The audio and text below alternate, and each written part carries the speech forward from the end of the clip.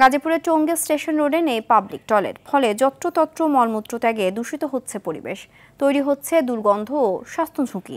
অথচ প্রতিদিন এই পথে যাতায়াত করেন কয়েক লাখ মানুষ। প্রকৃতির ডাকে সাড়া দিতে না পারায় চরম দুর্ভোগের শিকার হন তারা।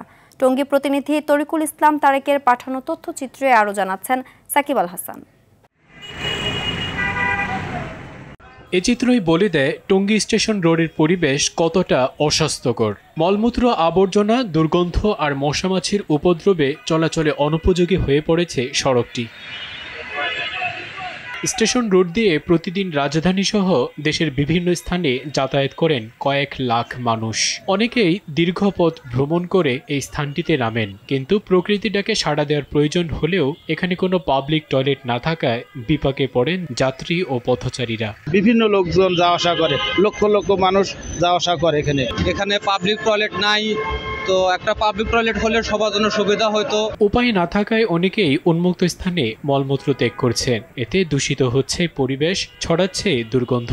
ছোট ছোট ছেলে মেয়েরা ভাত করতে পারে না, রাস্তার পাশে বসে যায়। অনেক সময় মা বোনেরা দৌড়ে মেডিকেলে বা এখানকার ক্লিনিকে চলে যায়। খুবই দুর্গন্ধ, আমরাই নিতে পারি না, তাহলে ছোট বাচ্চা শিশু কিভাবে নিতে পারবো?